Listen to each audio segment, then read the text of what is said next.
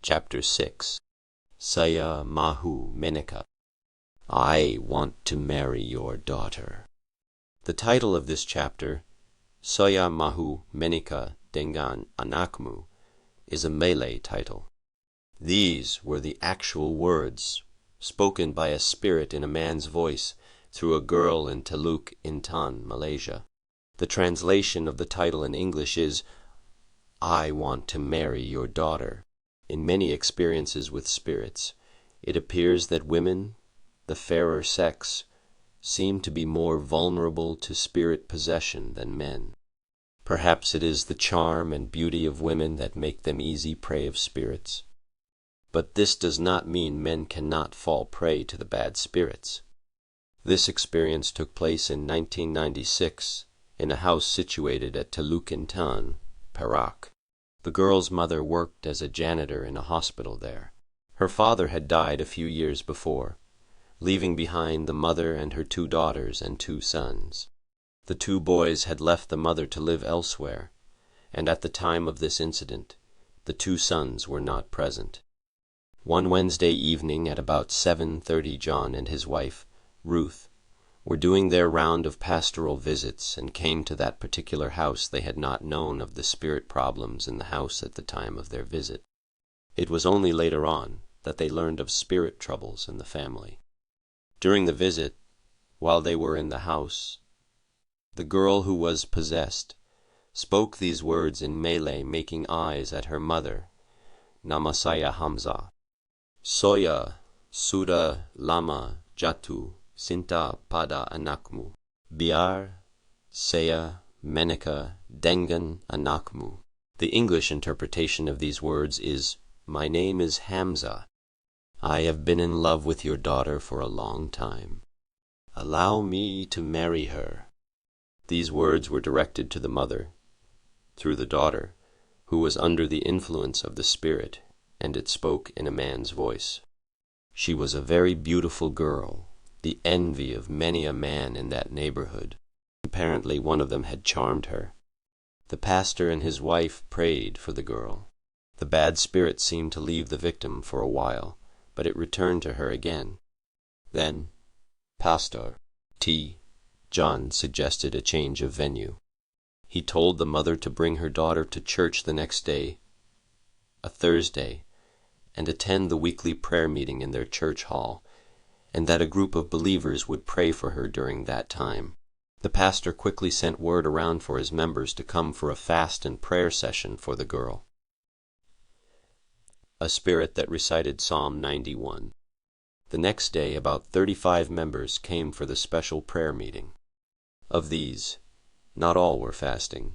The pastor led the team while the rest played second fiddle. At 7:30 that evening, during the prayer meeting, they sang songs and prayed. Then the pastor asked the girl in question to come forward to the front, and they stood around her. Then the pastor told her to repeat after him Psalms 91, verses 1 and 2. At that moment, suddenly the spirit spoke back these words in Tamil. Only you know the scriptures. Look, I know them too. Then she quoted the whole of Psalms 91 in Tamil without looking at the Bible. When they saw and heard her recite Psalm 91 in an unpleasant tone, they were scared to death. Then suddenly she let out a fearful, sharp cry, as if someone was beating her with a rod. The background. Here's the background of how the spirit got into her. The girl in question was a very charming and beautiful girl. Without her knowledge, a man had been eyeing her for some time. One evening, she was throwing away a tin of rubbish from her house into a big rubbish tank, which was about 200 meters away. At that moment, she had been charmed. When she returned to her house, after emptying the rubbish tin, she was no longer her normal self. Apparently, a man by the name of Hamza had charmed the girl. It appeared that a man had earlier proposed to the mother for the hand of the girl. When the mother refused, these phenomena started to occur. She was always repeating those words in Malay towards her mother, and she was not aware of people around her. claiming the promises of God. During prayer, she was shaking and screaming.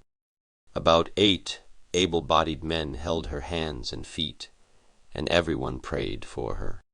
They specifically claimed the promise in Joshua 24:16, which says, "As for me and my house, we will serve the Lord." They recited this verse over and over into her ears. The Spirit then replied, "I will leave her, and left her." She was fully delivered after the prayer session. They took her home in a car. The next day, the pastor and his wife visited the girl, and she was behaving very normally. Since that prayer session, she has been delivered completely from the bad spirit that troubled her. She is still faithful in church attendance. At the time of writing this story, she is still single. Charms can be broken. The story above shows that charms are methods by which bad spirits enter a person, but they can be broken through prayer, confession of sins, and by a renewed covenant with Jesus, who is able to set free the captives. God's word also play a major part in the story. God's promises are effective when they are claimed by the believer.